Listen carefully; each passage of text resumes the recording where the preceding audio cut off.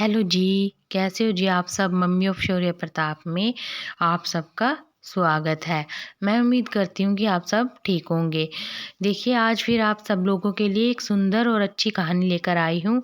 यह है हमारे श्री कृष्ण भगवान जी की और उनके भक्त की, जो एक दृढ़ निश्चय कर लेता है अपने मन में और उसे पूरा करने की पूरी कोशिश करता है और वह पूरा कर भी लेता है। चलिए हम कहानी स्टार्ट करते हैं। किसी गांव में एक किसान रहता था। वह किसानों की गांव को चराता था और शाम को उनके घर पर उन्हें वापस ले जाता था। तो इसी तरह गांव को चराकर वह अपना पेट भरता था, जो उसे अनाज मिलता था किसानों से। कुछ समय पश्चात सावन का महीना आया। सावन के महीने में काफ़ी बारिश होने के कारण वह गांव को नहीं चला सका और वह काफ़ी दुखी हो गया। सारा दिन बेचारा घर पर बैठा रहता था और उसका मन काफ़ी ख़राब हो गया। मन खराब होने के कारण वह उठकर मंदिर में चला गया। वह श्री कृष्ण भगवान जी का मंदिर था। वहाँ पर जो पंडित बैठा था वह भगवत गीता का पाठ कर रहा था। वह वहाँ पर जाकर बैठ गया। उसने काफ़ी मन लगाकर भगवत गीता का पाठ सुना और जब पंडित श्री कृष्ण भगवान का वर्णन उसमें कर रहे थे कि कृष्ण भगवान जी वृंदावन में किस तरह गांव को चुराते थे ग्वालों के साथ, तो उसने यह सब सुनकर अपने मन में एक दृढ़ निश्चय बना लिया कि वह वृंदावन जाकर श्री कृष्ण भगवान की गांव को ही चराएगा और भगवान को फिर दर दर जंगल में नहीं भटकना पड़ेगा। यह उद्देश्य बनाकर वह अपने घर चला गया और उसने अपनी यात्रा स्टार्ट कर दी। वह कुछ दूर पहुंचा ही था कि उसने एक व्यक्ति से पूछा कि वृंदावन किस दिशा में है। तो उस व्यक्ति ने उसे बता दिया। तो वह आगे पहुंचा, अपनी यात्रा उसने स्टार्ट कर दी। और जब वह कुछ दूर पहुंचा तो उसने लोगों से वृंदावन के बारे में पूछा और अपना उद्देश्य बताया यात्रा का कि उसका क्या उद्देश्य है। इस तरह लोग उसके उद्देश्य के बारे में जानकर उसका मजाक उड़ाने लगे। वह काफ़ी दुखी हो गया।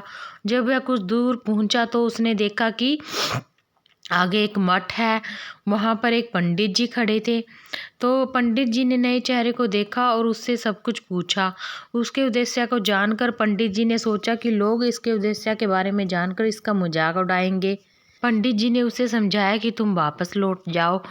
तो उस चरवाहे ने पंडित जी को कहा कि मैं वापस नहीं जाऊंगा और मैं जिस उद्देश्य से आया हूँ उस उद्देश्य को पूरा करूंगा। तो पंडित जी ने सोचा कि यह देखिए मठ में कृष्ण भगवान जी की पूजा होती है और यह गौशाला है, यह गायें सारी कृष्ण भगवान जी की है। आज से तुम इन्हें चराने के लिए ले जाना। तो वह अपना कार्य मन लगाकर करने लगा। एक बार मठ में बहुत बड़ा भंडारा था। तो पंडित जी ने कहा कि तुम जाओ गांव को चराने के लिए ले जाओ और मैं तुम्हारा खाना वहीं पर पहुंचा दूंगा। तो मठ में उस दिन काफ़ी भीड़ लगी हुई थी और काफ़ी भक्त पंडित जी से आके मिले और पंडित जी चरवाहे का खाना भेजना भूल गए। तो वहाँ पर जब चरवाहा गांव को चरा रहा था, दोपहर का समय हुआ, तो उसे काफ़ी भूख लगी। तो वह श्री कृष्ण भगवान जी को कहने लगा, भगवान जी क्या आप अपने भूखे जो आपकी मतलब क्या आप अपने भूखे भक्त को खाना भी नहीं खिला सकते जो आपके गांव को चरा रहा है? अगर लोगों को ऐसा पता चलेगा तो लोग आपका मजाक उड़ाएंगे। तो कुछ समय पश्चात उसने देखा कि कोई पोटली लेकर आ रहा है। उसने कह दिया कि रख दो। तो उसने पेट भर कर खाना खाया और शाम को वह गाय चराने के बाद वापस आ गया। तो पंडित जी ने सोचा कि मैं तो इसका खाना पहुंचाना भूल ही गया हूँ। तो वह पंडित जी कहने लगे कि चरवाहे मैं तुम्हारा खाना भेजना भूल गया हूँ। पंडित जी आप ऐसा क्यों कह रहे हो? मेरे को तो आपने खाना भेजा है, तुम नाराज हो इसीलिए कह रहे हो? नहीं पंडित जी, आपने खाना भेजा है मेरे को। आज तो मैंने जी भर कर खाना खाया और खाना बहुत ही स्वादिष्ट था।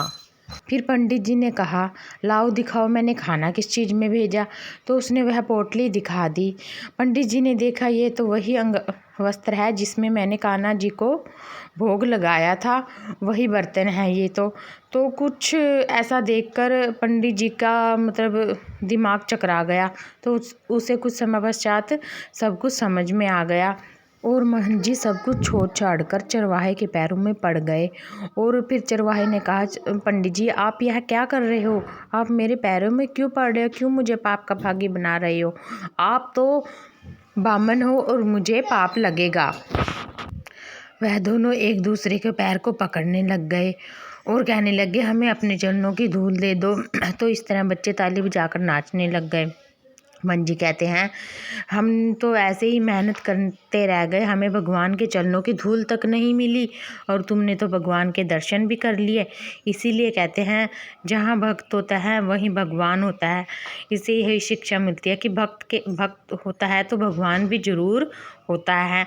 चलिए, आप लोगों को अगर कहानी थोड़ी सी भी समझ में आई हो या अच्छी लगी हो तो प्लीज़ सब्सक्राइब कीजिए, शेयर कीजिए और अच्छे अच्छे कमेंट कीजिए। धन्यवाद जी। आगे मिलते हैं कि नेक्स्ट कहानी के साथ।